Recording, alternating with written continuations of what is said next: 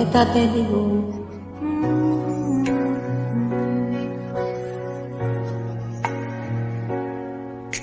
Sa bawat laban, ikaw ang nauna.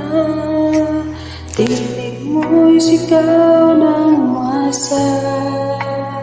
Ngayon ikaw ay hinahatulan ng dayuhan.